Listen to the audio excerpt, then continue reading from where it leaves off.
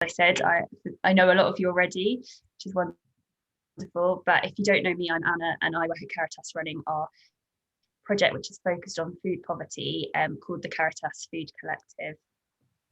So just to do a bit of Zoom housekeeping before we start, I'm sure you're all very familiar with Zoom by this point, but please do put yourself on mute if you can while you're not speaking, so that we can limit any background noise. And if you're able to have your video on, it's really great for us to be able to see you, and then I can hopefully spot if you're waving enthusiastically and wanting to share something with us. But you can also raise your hand if you want to ask a question, or you can write in the chat at the bottom of the screen, and Rosa and I will be having a look at that. But if I don't spot it, it'll be because I'm just trying to work out what's going on, and I'm not ignoring you, I promise. So hopefully Rosa will make sure we don't miss anything. We are going to record this event because a few people have got in touch. Some people working in schools and things couldn't join at this time, so we're going to record it. But it will just record the person speaking. So you'll only be on screen if you are speaking. So just to bear that in mind. I hope that's all right with everyone. And it's not going to be broadcast publicly, but it will be sent out to you after and to other people who wanted to join. So, and also it won't record when we're in breakout rooms, so you can say what you like there without fear that it's recorded forever, so don't worry. So I think that is all the housekeeping. We can get started. So I think, oh yeah, we are recording, great. So yes, again, thank you so much for joining us today, and it's really great to see so many of you here. We really hope that these network meetings can be a really useful space for sharing ideas and good practice across all of our different projects in the diocese, and helping us to think about what we want to focus on. You might have heard about the Road to Resilience programme we've been developing, and this is a part of that. This is bringing us all together so we can work out what should we be focusing on, how can we help people out of food poverty in the longer term by providing support, advice, or also by campaigning for change. So these networks are going to be a really important part of that. And we want to hear from all of you today about what you're currently doing and what your plans are for the future. But we're also really pleased to be joined by some speakers today. So we have Neil and Chris from Your Local Pantry and Beacon here with us, Shauna from Cooperation Town, and Father Richard Nesbitt from Our Lady of Fatima Parish in White City. And they're all going to share a bit about the projects they're working on and some reflections and ideas for how we can keep building up our local communities and how that often has food at the centre of it. So before we do all of that though, my colleague Sister Silvana is going to start us off with a prayer. So Silvana, over to you. Thank you. So I'm just staring at these screens and mindful not just of the people who are here, but the people who are the reason why we are here. And I would invite you to bring those people into this meeting. Bring the families and the individuals who come to your food projects or who receive your vouchers, who knock at doors, whose needs go beyond food, but maybe start with a request for food. We bring these people with us into this meeting and bring them to Jesus, who in his life showed just how much he knew the value of food and nourishment, and who never failed to notice people's needs, and particularly when they might be hungry.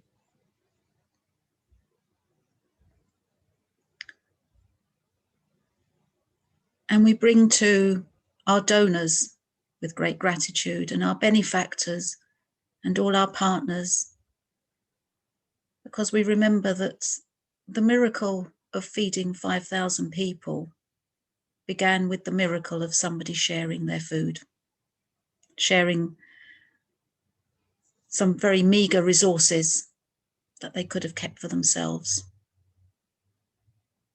So we pray with gratitude for all those whose sharing of themselves and of their resources enables us to do what we do.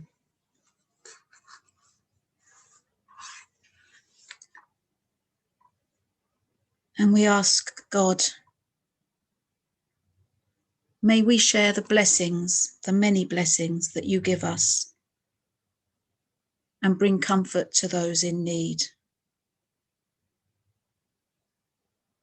May we show love through our action so that all have enough to eat. And whilst we pray that you give food to the hungry, we also pray that we will have the grace to always hunger and thirst for justice and for your kingdom and its values. Amen. Amen.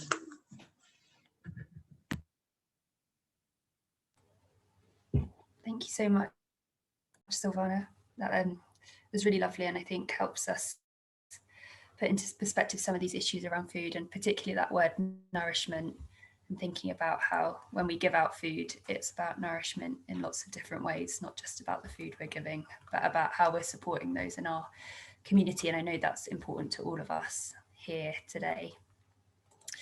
So if any of you have been to one of our other network meetings in the diocese, which we've already had this year on homelessness and supporting refugees and migrants, you'll know that for these meetings, we try to use the See Judge Act framework, Catholic social teaching. And that framework really helps us to think about the issue we're dealing with and think together what we can do about it and how we can respond to it. So I'm going to use that structure today for our session. And to start with C, obviously, I want to think about what we have seen in the diocese over this past year in terms of levels of food poverty and the response of the Catholic Church. This network and the information that you'll share with us through that is really crucial to how we understand what is happening and what is the need on the ground in terms of food poverty. So I just want to start by sharing a few slides around that and some of the data we have to give you a sense of the scale. So let me just share my screen with you.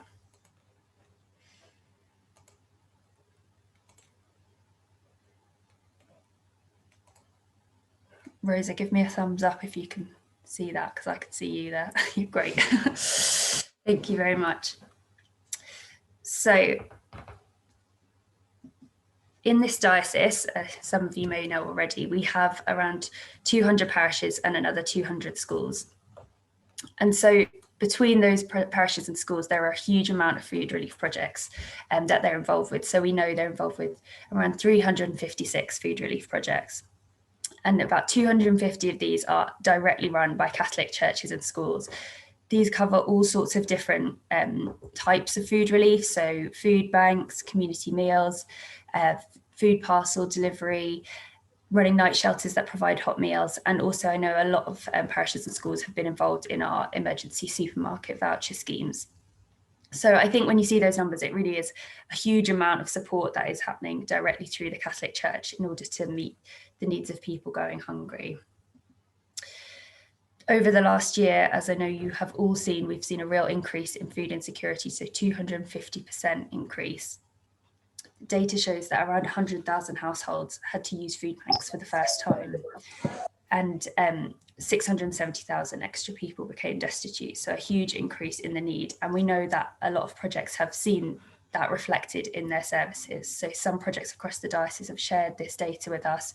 So for example, in Finchley East Food Bank, they saw a 400% increase in need, or in demand, sorry. At Bow Food Bank, they saw a huge increase of up to 800 people coming weekly to the food bank.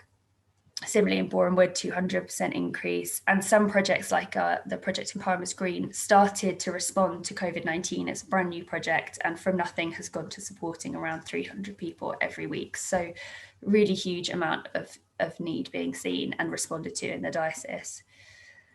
We also had heard from projects that it's really new people coming. So it is people who've never used food banks before, have now lost their work, often people who are maybe self-employed or worked in hospitality or things like that. who are now coming and regularly needing help from food banks and parish and school projects. But like I said, we know that there's been an amazing response to that in the diocese. So this is just what we know about, and we know it's the tip of the iceberg, but we've heard about over 100 projects that were set up or adapted to respond particularly to the issues of the pandemic. Through working with the Felix Project over the last year and helping parishes and schools partner with them, we've seen more than 65,000 meals go out over the last year.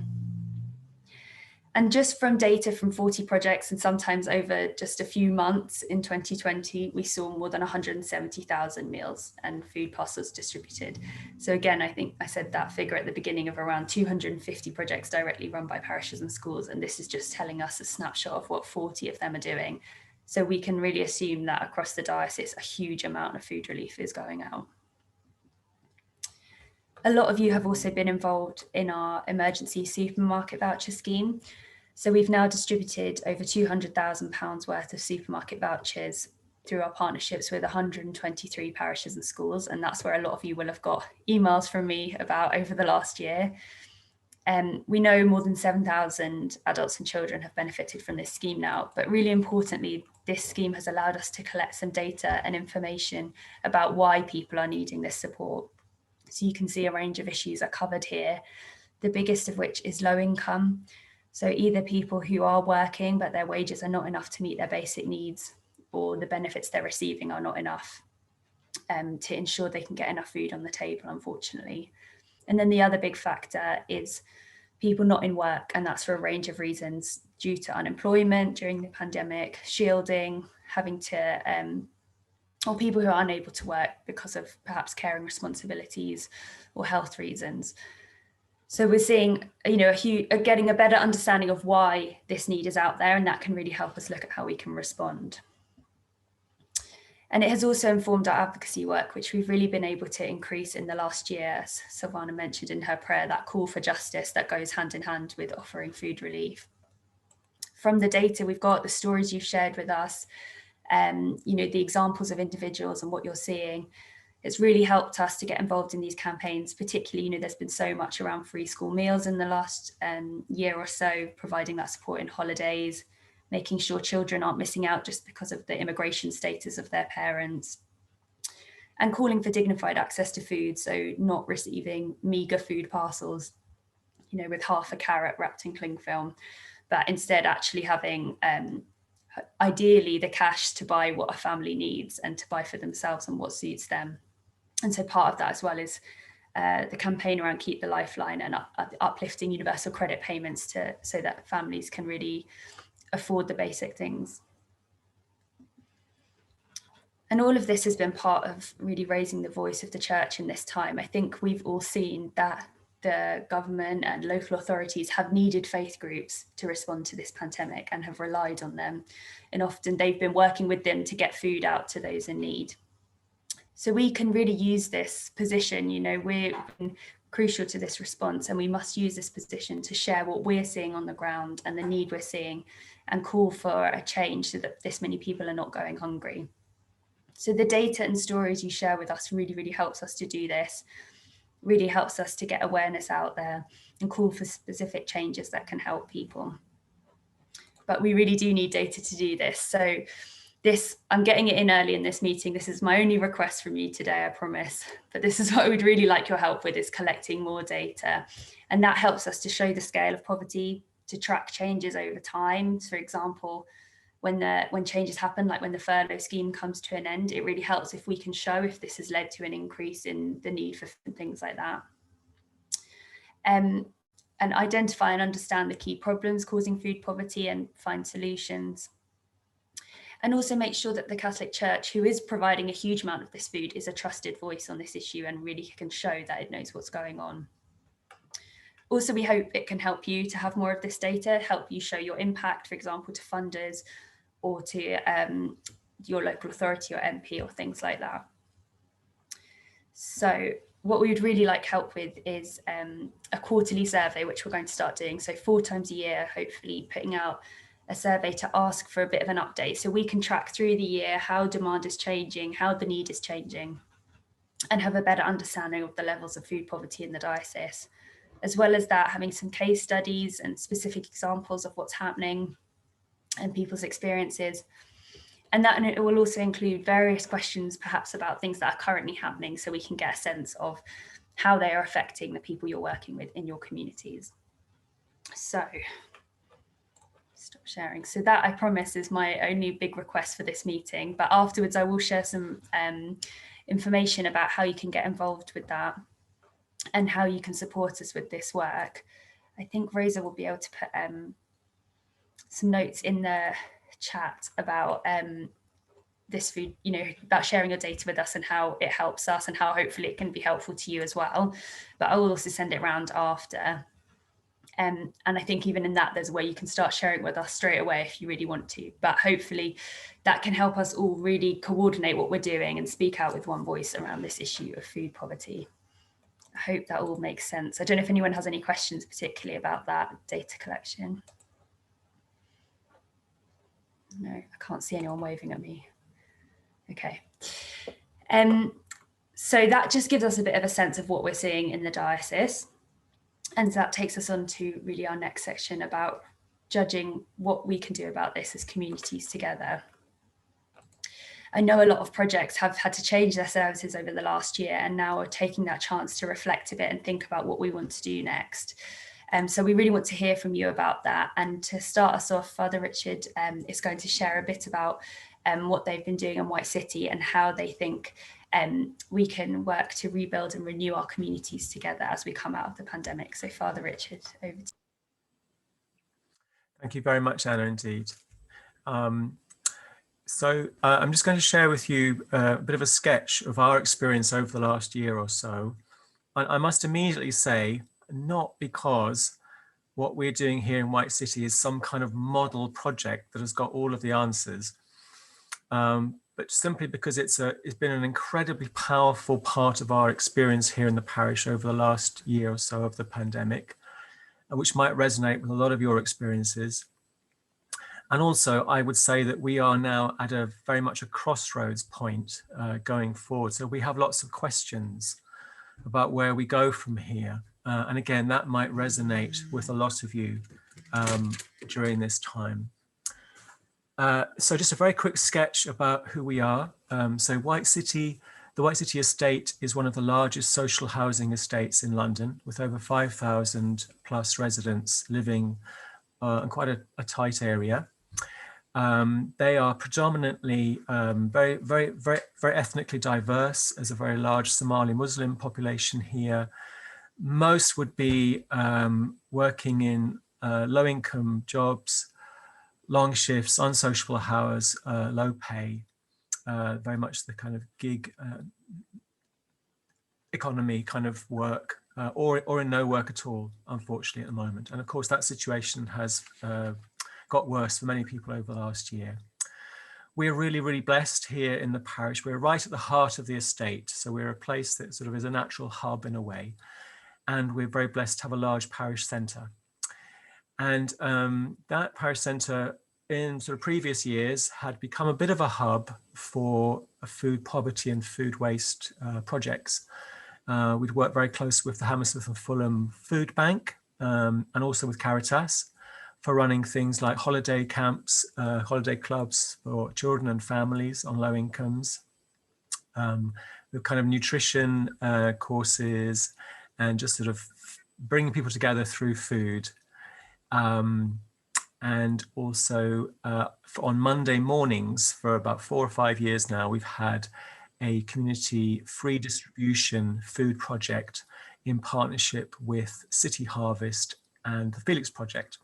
So when the pandemic hit, we were very much in a sort of a natural place in a way to be a kind of a hub for whatever was going to be needed on the journey ahead.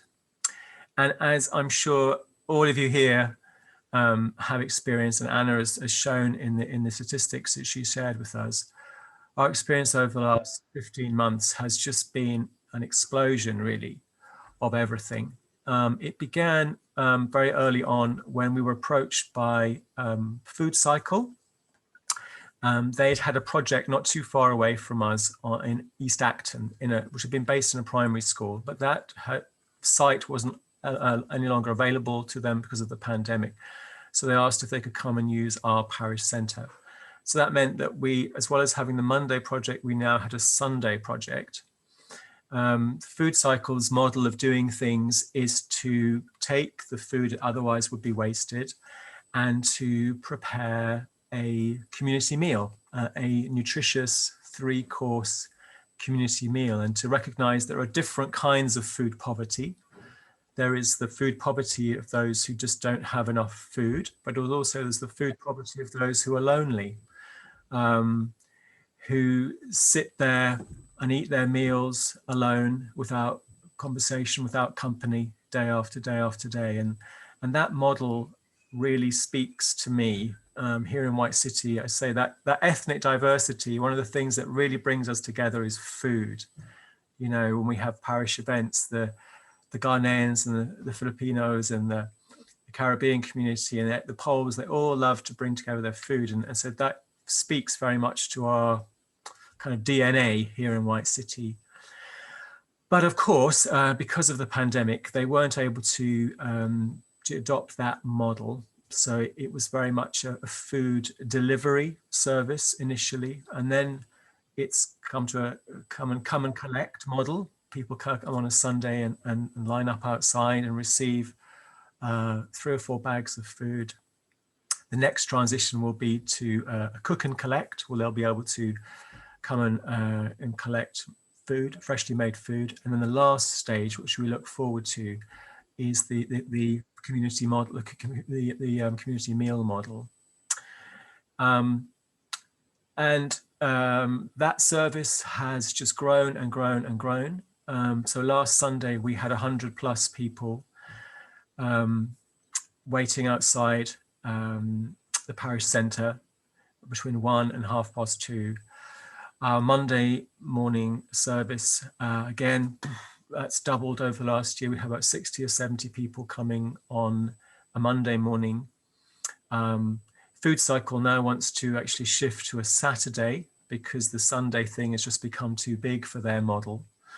So potentially we're going to be having food projects over 3 days of the week. On the one hand, that's amazing. And you know, I'm humbled by the number of people who've responded and come forward to volunteer for these different projects. People from the parish, but also people through these different charities like Food Cycle, people of the wider community. For me, that's one of the great blessings of the last year, that our parish centre is no longer seen as a little kind of Catholic ghetto where Catholics do things. But it's very much seen as a community resource now, and lots of people from the different communities, including the Somali Muslims, volunteer, and we work side by side, and that's been a wonderful gift of the last year. But the sheer volume now of food that we are dealing with has meant that we have had to really kind of go to another level. Initially, and many of you might be able to relate to this, we were literally kind of putting the fresh food that arrived on a Saturday and was going to be used on the Sunday into every single fridge space we could find. That became just impractical. So we've had to buy 2 great commercial fridges now in our parish centre. We are physically adapting our parish centre kitchen for the Food Cycle meals we'll hopefully be making in the not too distant future. So we're physically kind of changing the building to comply with all of the health and safety, food hygiene standards we have to abide by, and just to cope with this huge quantity of food. Now we've become, you know, a sort of main supplier of food for a lot of families and elderly people here on the estate, and there's a great kind of sense of responsibility that comes with that. But it hasn't really been a sort of a strategically planned affair. And again, many of you might be able to relate to this. We've kind of responded and reacted as things have gone along. And now we find ourselves, you know, with food poverty, food wastage products at the heart of our parish ministry, taking up huge amounts of time. My own time at the weekend, I probably spend about 7 or 8 hours on a weekend as part of these things. And I guess our crossroads questions going forward are now that parish life is starting to begin to come alive again, you know, how sustainable is this level of volunteering of hours? How do we bring in more people of the parish community to own this and to be part of this? How long term are we planning for here? Is this something that actually in a year's time might look radically different yet again, but having sort of you know, dwindled, diminished again? Or is this really a long-term reality that we need to really plan for in a much more strategic and long-term way? And also, how do we get that balance between charity and dignity? The food cycle model really appeals to me, this idea of bringing people together, very different, diverse people sitting together, sharing a meal, sharing company, building community, building friendship. At the moment, the reality of a lot of our projects is that the people are just standing in lines out in the street. And although we try to do everything we can to make that as dignified as possible, I mean, often we will go along, we'll give them specially made cards to thank them for their contribution to reducing food wastage. So to try to help them to see that, you know, they're not charity cases, they are doing something incredibly important. They're an incredibly important link in this chain. We have little kind of food tasting things. We go along the line with new products for them to taste and that kind of stuff. But whatever you do, however you package it, it is still essentially people standing in a long line out in the street with a lot of people in blocks looking down on them. That's not the model that I personally am comfortable with. So how do we adapt? How do we find other models? The last year has been an incredibly powerful year. So many stories. Just one story to share with you. Back in January, which were the darkest days of the pandemic for us here in White City. I mean, it really just was everywhere. One Polish guy came along, never seen him before. I'm going to call him Chris, and very well dressed, you know, very well presented. And he looked very self-conscious the first time he was out there in the queue. And as I try to know people by name. I try to spend that time in the queue, talking to people, getting to know their stories, sharing them something of my story, you know, just to make it a human interaction rather than a food line.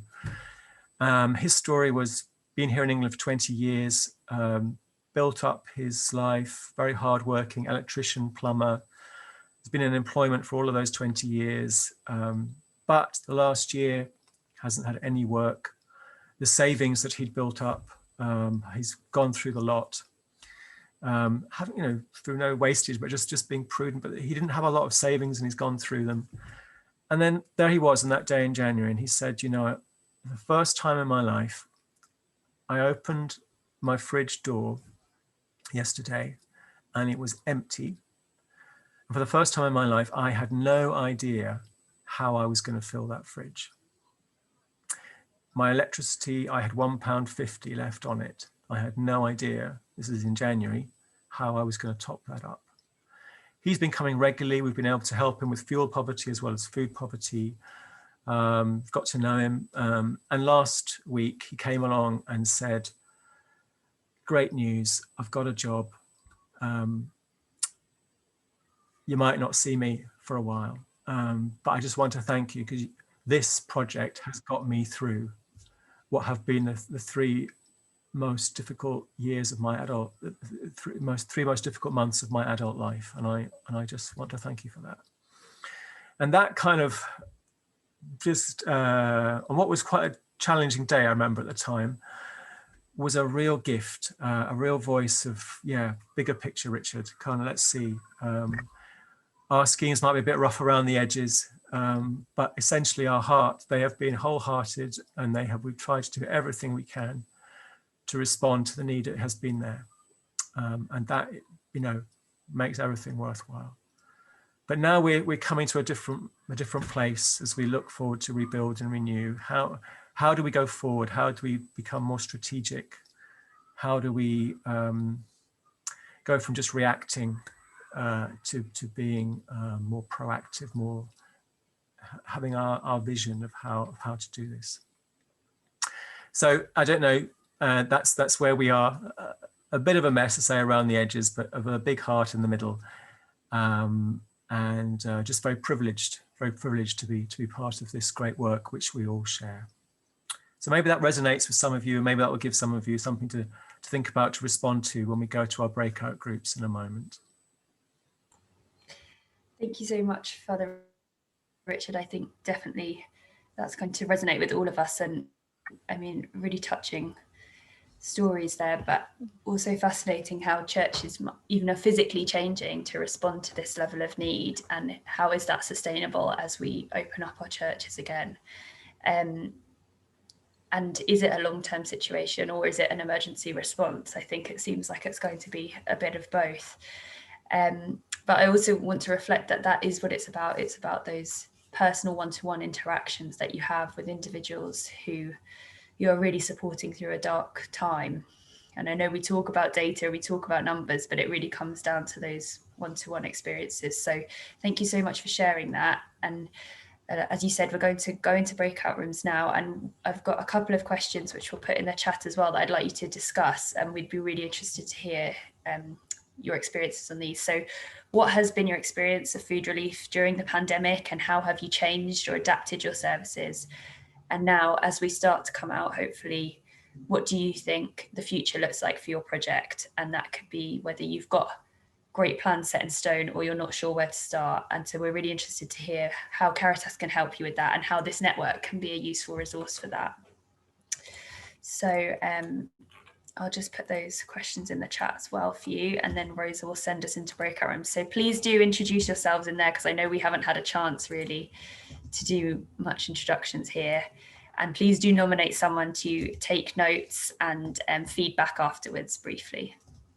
Oh, just send it to Rosa only, that's no good.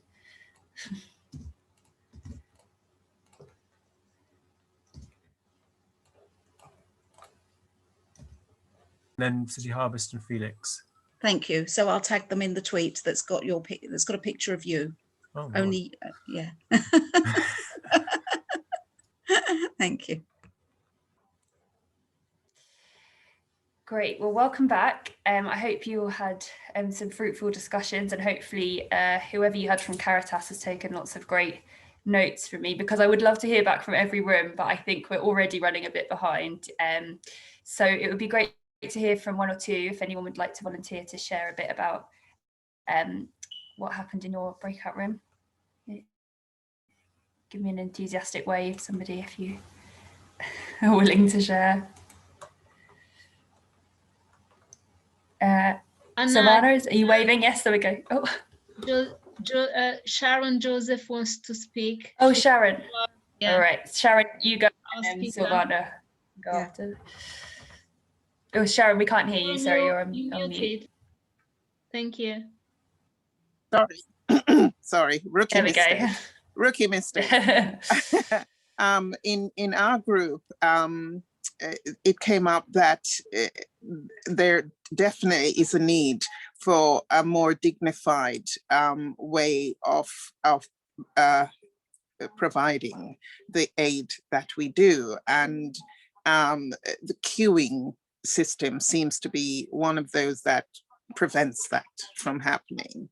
And the person who spoke on this also suggested that people would benefit from volunteering, so they don't feel as if they're being given handouts.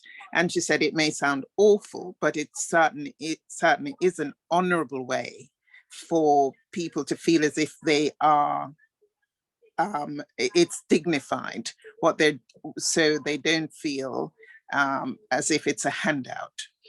Someone else mentioned accessibility throughout the day provides for minimal contact, and that might be needed for the future going on, because the pandemic,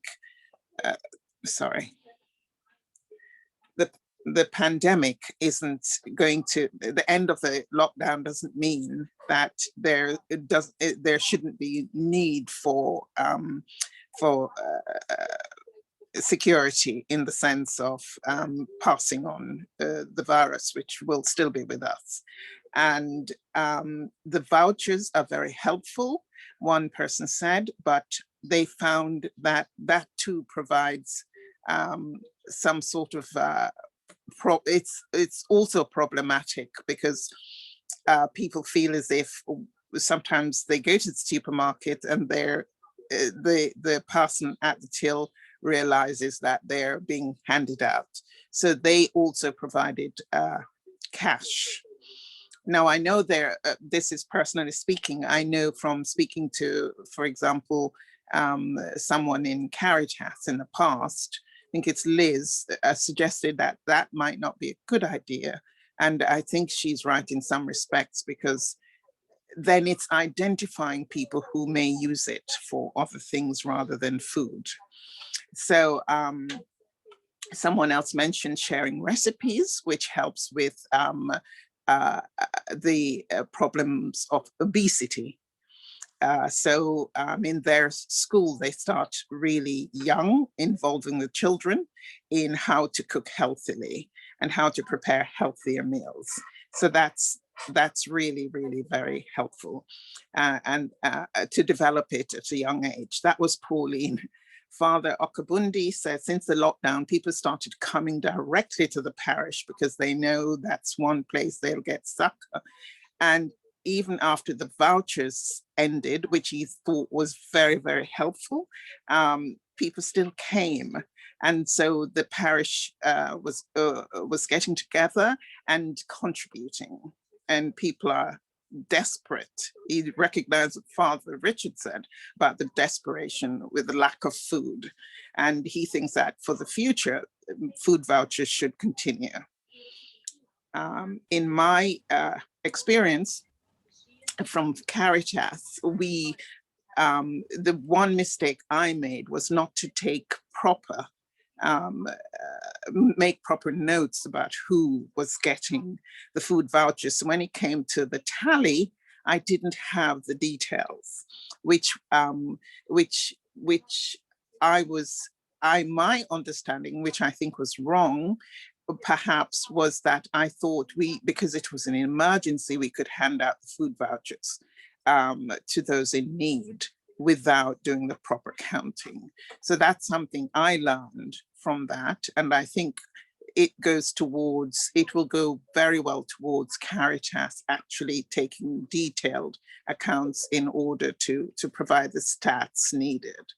In St. James's, we actually need a van. So anyone with a ULEZ free van, we would very much appreciate it, because we're without a vehicle at the moment, and we are in desperate need of a vehicle. I think that's it for the minute. I Great, can come back if I remember anything else. Thank you. No, thank you, Sharon. That's really helpful. And I think you've touched on, I imagine, things that a lot of groups will have touched on, particularly around how we give out food in a dignified way, which is so challenging, especially during the pandemic. And I think a really good point that, the pandemic's not going to be over like that. We're going to still have forms of social distancing and different things of health and safety we have to consider. So we can't just sort of gallop on to the next thing. We're going to have to really consider that for a long time. Really interesting to mention recipes as well, because I'm going to, in the notes I send you after, I will actually, some questions we have around a recipe resource we want to create, and getting your feedback on that. So if you can share that with us, that's great. Silvana, do you want to just very quickly share a couple of thoughts, and then I think we'll have to move on, but thank you.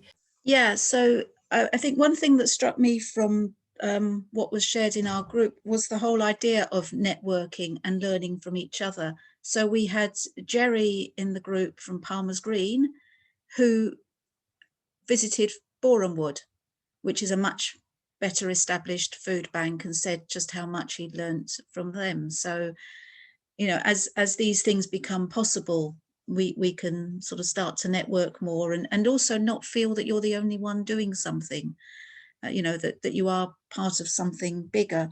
and there was also the discussion around how Archway have been helping people to, you know, like trying to find ways, as Father Richard said, you try to find ways of minimizing the sense of shame or stigma by kind of saying to people, you know, take food for a neighbor if you don't need it, and about not wasting food. You know, we've got this food, we don't want to waste it, and so on.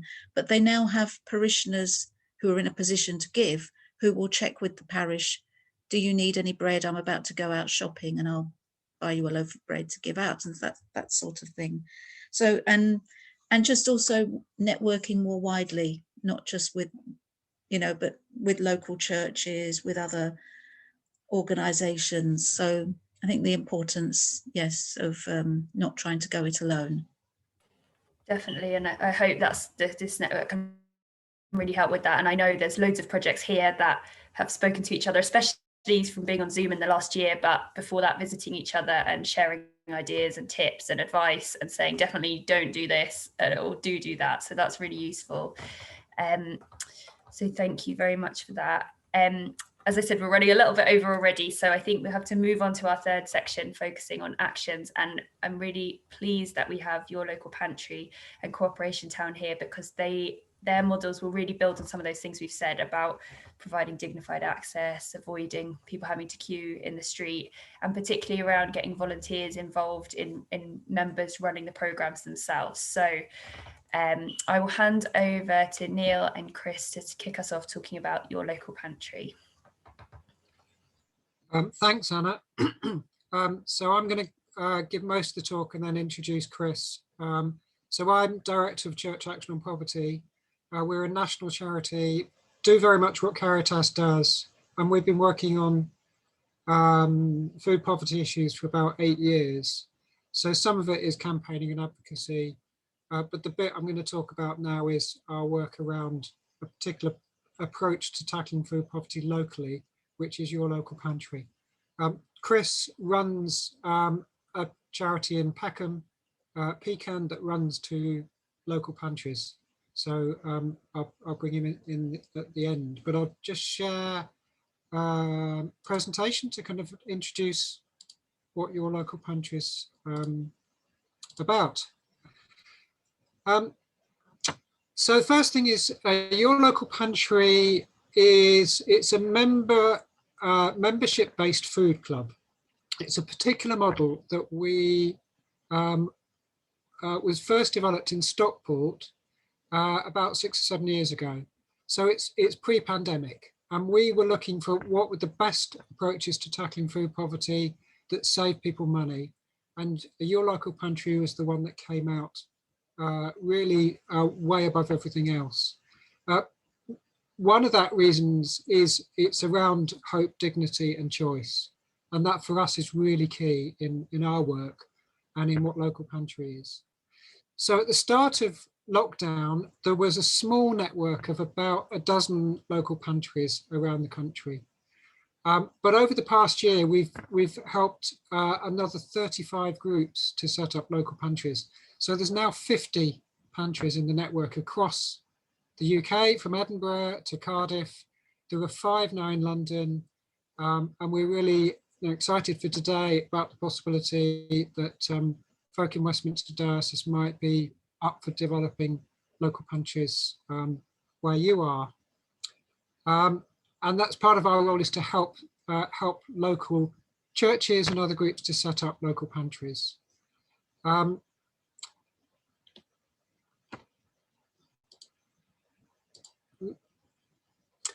Very, very briefly, a local pantry, it's a member-run food club. Members can join.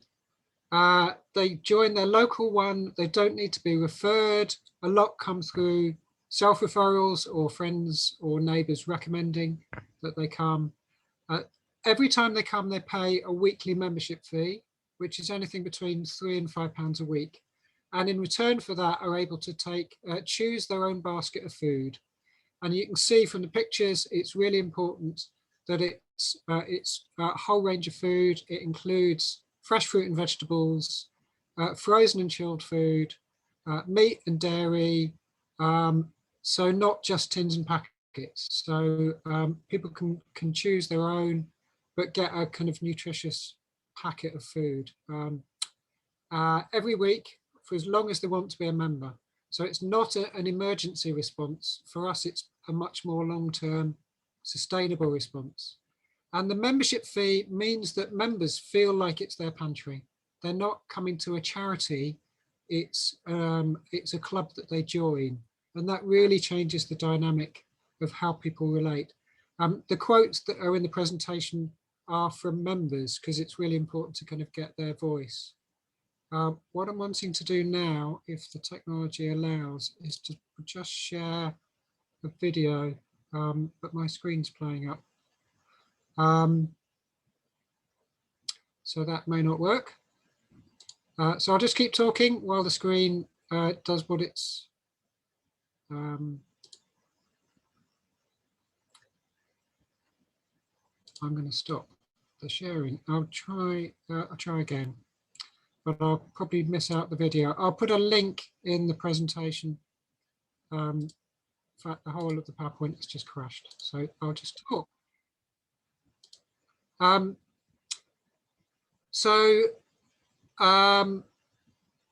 The thing for us about the local pantry, as I said, it's about dignity and choice, but it's also a lot more than the food. Right, I'm going to not show the video because I think that's the bit that has actually crashed. Let's just show it. Oh, or even let me share it all now. So I'm just going to look at the video, look at the presentation and talk to you. Lovely technology, hey? So yes, the important thing about a local pantry is it's much more than the food. And we know that because we did, with Anna, we're really important on the data. We really value the data. And one of the things about the local pantry is we've designed a database software package that manages the member visits. So we can track, and every local pantry can use this system to track every visit a member makes. And log onto the system and see how many members you've got, how often they've come, how many visits in total people have made, and the volunteers. And a lot of the volunteers are actually members of the pantry as well. But we also did a survey last October, November of our members, and there are now getting on for 8,000 members across the 50 pantries. So it's a really big network. To ask what they thought about the impact of being a member of their pantry was. So I'm just going to talk through the figures. You can't see them, sadly. So each of the figures is based on if you had 100 members in the pantry. And typically, actually, most pantries have more like 150, 200 members. But if you had 100 members, 95 would say that being a member of the pantry has improved their household finances. So as I said, for your weekly membership fee of £3, £4, £5, you actually get a basket of food, which is typically about £20 worth of food. Most of it comes from fair share or other surplus food sources. So the food to the pantry is by and large free. So each member can save up to £780 a year. And for people that are on a tight budget, that can be a lifesaver. It means the difference between being able to, for instance, buy presents for a children's birthday or go on a trip just locally when that's possible. Having an extra £15 a week in your pocket can make a huge difference. Again, there's a huge benefit in terms of the people's diet and eating. So of 100 pantry members, 59 would say they're eating less processed foods. 54 would say they're eating more fresh fruit and vegetables. So it really does boost the quality of the food that people eat. And people's health. So 69 out of 100 members, they've got improved physical health, And interestingly, 76 have got improved mental health. There's less stress when you know where your food's coming from. And there's less fret and panic over what to do. And these are kind of words that pantry members use. It connects people to the community. I know there was this conversation about queuing, but actually within a pantry, people come every week and get to know other people. And even in the queue, they're queuing with friends. It becomes a social event in the week. So 70 out of the 100 pantry members feel more connected to their local community. 57 out of 100 have made new friends at the pantry. So the social value of being a pantry member is huge. And 98 out of the 100 members we asked said actually it's for them really important that they're tackling food waste and thinking about the impact on the environment and being able to recirculate food and stop it going to waste. So the benefits of being a pantry member are a lot more than the food, but it is about a food pantry, if you can kind of get the logic there. Our role within Church Action on Poverty in the network is to help new groups set up pantries and then to create the network and the learning across the country. So as I said, we've got pantries from Edinburgh to Cardiff and in London now. And part of our role can be to help you go from the process of have you got a building that's suitable? What needs to be done to actually kit it out as a pantry? We can help with ensuring you can access, in fact, discounted fridges and freezers. We can train volunteers. We provide the software package, and we can provide all the branding and resources and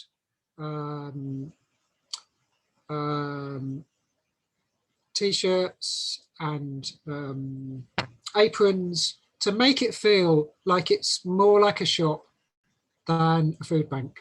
And again, that's really important for people's dignity, that the quality of the experience that people have when they visit the pantry, they're valued. It's a good place to go. And the shame I can't show you the video is people are proud of being a member of a pantry. And that's so important to us. But I'm now going to hand over to Chris just to say a little bit about Pecan and the work that Chris and Pecan are doing in Peckham, but also about supporting work across London. Thank you, Neil. So Pecan is a community charity. We're based in Peckham in southeast London. We've been going about 30 years. We run a number of different programs, which include employment support programs. We run the Women's Centre as well for both Southwark and for Lewisham, supporting women coming out of prison. But we also run Southwark Food Bank as well. And we've run that as part of the Trussell Trust. We have done for the last 10 years.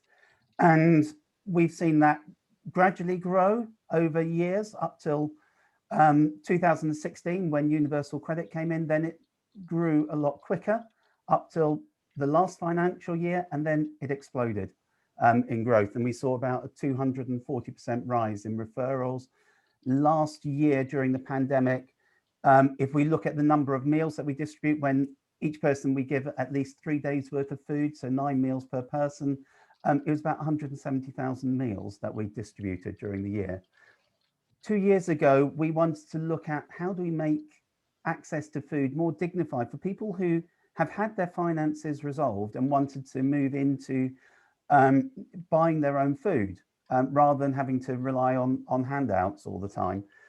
And this is where we joined up with Your Local Pantry and opened up Peckham Pantry in one of our local churches in Peckham at St. Luke's Church.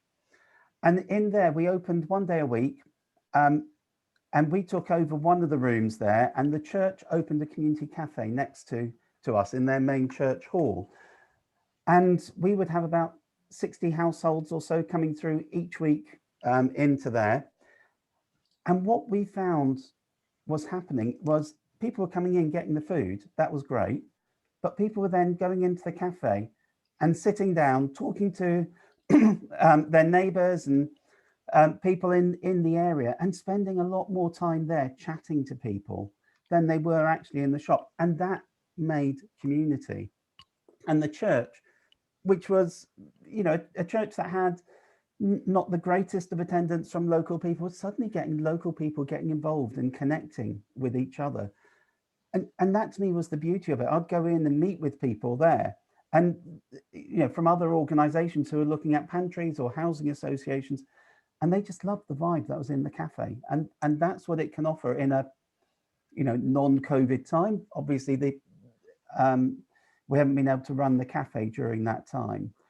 What we have also done since then is we've opened the pantry as well in a slightly different format, all under Your Local Pantry, where we're open in a shop unit, and we're now open 6 days a week. So we see a lot more people coming through that as well. And the whole thing for me about this is what Niall was saying there about the dignity and choice agenda.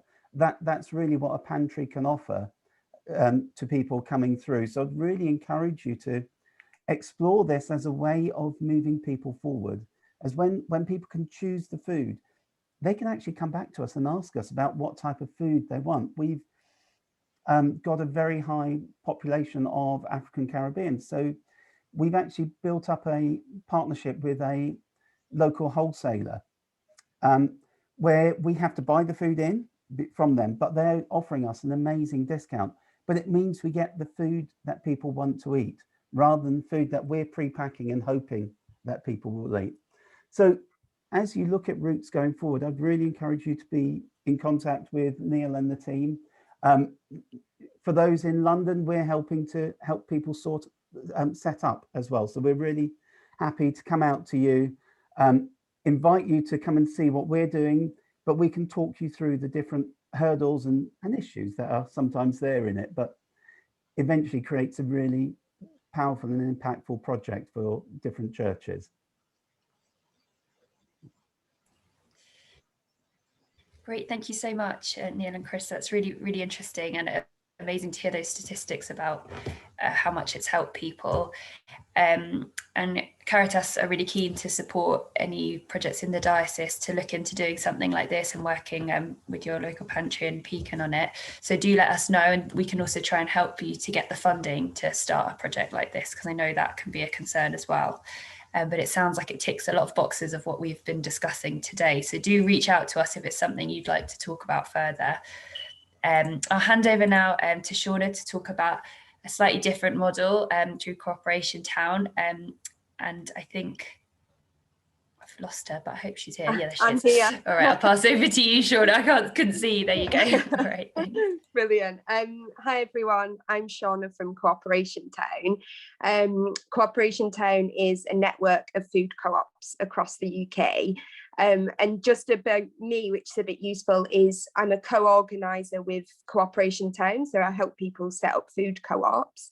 But I actually got offered those working hours by being a member of a food co-op myself. So I set up a food co-op on my street. So I kind of know what it looks like doing it in a big, you know, kind of way, but also I'm like on the ground as a member as well. So Cooperation Town has been around for about 18 months. And in terms of community, because it really is a community project, just thinking about how much things have changed during that time. So I feel like right now, probably none of us can imagine life before COVID. But we set up at a time when you were in the run up to a general election. There was a level of community mobilisation, but not fully. There was perhaps a different belief in party politics. And then we kind of went into a very kind of difficult time after that, followed by going into COVID times, which has seen both real challenges for people, whilst at the same time starting to see people who maybe have never been involved in community before starting to get to know their neighbours. So we started this project in a very different world to the world that we're in now. And we started with the idea of having one co-op. So we were like, let's set up this co-op in Kentish Town. And Kentish Town went on to be the first food co-op. And it started with a free food larder. And from there, the co-op model came about, which I'll talk about a little bit more. So in terms of the model, it's really simple. And the first thing I should say is that we did not invent food co-ops. Food co-ops have been around for 170 years. They've been around for a long time. And then the thing that we kind of had was this sense of communities need to come together more.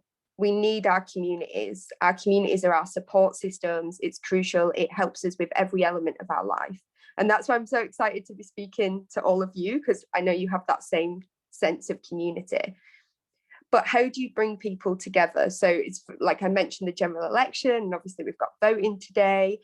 And you think about the stuff that went wrong there. So you have people knocking on people's doors who've never spoken to that person before and telling them about something they should care about. You should care about your children's school. And you're like, excuse me, who are you? And so instead we were like, well, what is a common need that we all have? And it's food. So we all need to lower our food bills. And this is very much a working class project in that sense. So we're a group of working class organisers organising co-ops across the UK. In terms of how much you save, practically you're talking at least a third of your shopping you save. And just like Neil was saying, this goes towards, you know, that choice between heating and eating. You're saving an extra 30, 40 quid a week. You know, you can put that on your electricity, you can start paying off a debt you might have. So it makes very real term, like very quick changes to people's lives. But it's such a simple idea. So it's very, very simple, and that's why people are able to carry it out. So if you want to start a food co-op, the first thing you need to do is to speak to your neighbours. So instantly it's about building community. So you decide, do you know what? I want to know my neighbours more, and I want to save money, and I want to get better access to food, and I want to take back control of that. So you go and speak to your neighbours, and each food co-op is made up of 20 members. 20 members means 20 households. So that can be flats, houses, and they can be various sizes. So it could be 8 people, it could be 2 people, and that would be a member. Each member pays a fee to be in the co-op, but that isn't a fee that goes towards me or any kind of admin costs, nothing like that. All the money goes directly onto your food shopping. And so each co-op decides how much they want to spend based on the food they want to get. And again, like we've talked about in terms of dignity, this allows people to select culturally appropriate foods, which often when you go to a food bank isn't an option for you. So you might be faced with very like English foods. So you're like getting, you know, tins of spaghetti hoops or whatever, and you're thinking, this isn't what I want. And that again takes away the dignity. There are no volunteers in a food co-op. You're in a food co-op, you're a member in the food co-op. And the way it works when I'm door knocking, which is how all of this starts, I always say to people, this isn't a cheap version of Oddbox. That isn't what I'm offering you here. This is you putting your time, an hour and a half a week. And from that, collectively, we get access to cheaper food. And that's how very quickly, it becomes about so much more than food. So to be a member of a co-op, you take on a role. That could be becoming a treasurer, for instance. It could be admin, sorting out the meetings, making sure the stuff happens. It could be being a food packer. So that's literally every Tuesday in my co-op, we get our food delivered, sorting out that food. Or it could be childcare, cooks. We look at these kind of social reproduction, these roles that are often taken on by mothers to make sure everyone can fully participate in the co-op. So if you don't have kids, are you going to take on a childcare role? So that's someone who's got, which is much more difficult during COVID times, having kids at home, is able to fully partake in meetings and the co-op and the planning. Co-ops are based on 7 principles, and the one which I feel like we connect on the most is concern for the community, which is co-op principle number 7. So what that means is that we don't just create as a household, as 20 members, something that works for us and gives us access to cheaper food. We create something that benefits the whole community, and we make sure we're constantly telling other people about this, bringing the community in. So for instance, a lot of food co-ops organise events in their local park. During COVID, obviously, these are the kind of things that you can still do. So my co-op that I'm in is having a free food stall in our local park at the end of the street on the 15th, where we'll be able to talk to neighbours about how a food co-op works and kind of spread that message around it. very much at the heart of food co-ops is this sustainable model. So it was really interesting what's been said about, you know, the need for food is growing, but we can't just keep taking on board more food. We can't just keep asking for more volunteers. And that's, for me, is where co-ops come in. So what a co-op does is every member is actively involved. There's no need for volunteers. Every co-op is autonomous. So as being a co-op means you follow these 7 principles around, you know, concern for the community, making sure there's education and training available to members, making sure everybody has an economic input. So in terms of what you decide in terms of money will depend what's on your shopping list. So if you want certain foods, it'll just cost more if you're ordering meat and this and so on. In terms of how we get the food so cheaply, it's the same as what you've all been saying. So we work with Voucher, we work with City Harvest, and you get that access of surplus food. And then in addition to that, which is a real dignity part, you choose a shopping list. And this is part of why we say, do not have a co-op of more than 20 households, because deciding a shopping list with more people than that is absolutely wild. And so you will decide, okay, we want pasta, we want tin tomatoes, we want rice, certain things that you can't necessarily rely on surplus. I'm going to try and wrap up because I think I've got maybe 2 minutes left, so I'm just going to be really quick. But yeah, so that's kind of how it practically works. So you're 20 households, you find an organising space, and this is really where your network comes in. So thinking about like the churches, how they can be used as a hub centre for many, many co-ops. So not every co-op needs a permanent organising space, but where we really bring the cost down is by being able to purchase in bulk.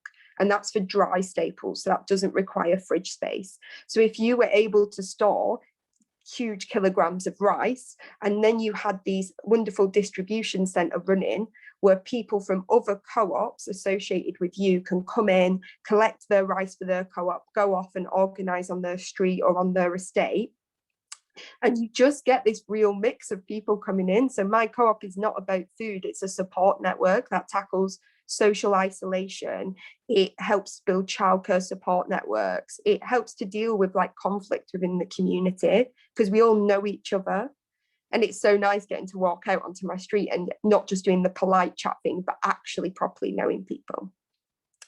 The last thing I would say is that there's a lot of manual stuff that can be involved in a co-op, but we also have members who shield, who are disabled, and it's completely accessible in that sense because of all the different tasks, but there's no charity sense to it. It's not a, oh, don't do that because you're too old, or don't do that because you're too this or you're too that. There's so many different ways to help as a co-op member, and everyone is genuinely useful. And so this access to cheaper food is about so much more than just our need to eat. And yeah, and it's basically truly mutual. And there's so much more I could say, but I'll stop because I know I'm out of time. Thanks, Sean. I'm sorry that you got a little bit squeezed there. That's the problem with being the last speaker. But I mean, your enthusiasm and excitement is so clear, and I really appreciate that. And I think it's really refreshing to hear about a model like that where nobody's giving something to somebody else, everybody's owning it together. And I think it's really interesting that this could be a different way perhaps for churches or schools where they can, maybe the hall can be used once a week for packaging up food, but it's so that those projects can come together and own that, and it isn't about a church having to become a permanent kind of food provider. So that's really interesting. We have a few minutes left and maybe we'll go over a little bit, but if anyone wants to ask any questions to Shauna or to Neil and Chris, again, see if I can spot if anyone does have a question. So I'll also make sure to send out, like I said, we have the recording, and I think hopefully it's okay to share contact details for Your Local Pantry and for Cooperation Town, and slides and the video that we couldn't see, of course, and the report I think will be really good and really helpful. But also do get in touch with Caritas if you want to just maybe start thinking about this, and we can have a chat about what we can do together. I don't think I missed anyone with that urgent question. Everyone just wants to go and have their lunch, I think, which is fair enough. So there we go. We might even miraculously end just about on time. So thank you so much everyone for coming today. I really appreciate you all joining us, sharing your experiences and your expertise on this issue. We are, so grateful for all the time and energy you've put into this. So thank you so much. Like I said, I'll make sure to share with you all these notes and also a bit of information about the data collection. But again, if you have any questions or concerns about that, please do let me know and we can have a chat. And we will kind of keep using this network to share ideas and to ask you questions, like I said, about the recipe resource, because if we are going to make some resources or events, we want to make sure they're as useful to you all as possible. So we're also keen to hear your ideas, and there'll be an evaluation form about what you'd like from this network, what you would like the next session to be about, if there's topics you'd really like to hear about, if we can get speakers in to come and talk about different things, and hopefully that will be helpful to you all. So now I'll just pass over to Father Richard again, who's going to give us a blessing before we finish this meeting today. So we thank you, God, for this time that we've been able to spend together, to share our experiences, to learn from each other, to deepen the bonds of charity between us. We ask, God, for your forgiveness for the scandal, the shame of living in one of the world's richest, wealthiest cities, and yet there are still so many who go hungry. We pray for all of those who don't know where tomorrow's food will come from. We pray for all of those who will go hungry so that others might eat. We pray that their hunger may be ended and their deepest needs may be met. And we pray, Lord, that all that we've discussed today may help us to grow, deepen our projects we're all a part of, to deepen the dignity, a word that's been so repeated today, to deepen the dignity of all that we do, to strengthen the community of all that we do, and to really celebrate true charity. Charity is not a dirty word. Charity, caritas, is the heart of who we are as followers of Jesus Christ. So we ask for God's continued guidance and blessing upon us all, and for the work of Caritas and all of those who dedicate themselves to ending food waste and food poverty in our diocese. And we ask this blessing upon us all in the name of the Father and of the Son and of the Holy Spirit. Amen. Thank you so much, Father Richard, and thank you to all our speakers and to all of you for joining us. We'll look forward to seeing you all at our next meeting. Thank you. Thank you. Bye-bye. Thank you. Thanks, Thank you, everyone. everybody. Bye. Thank you. Thank you.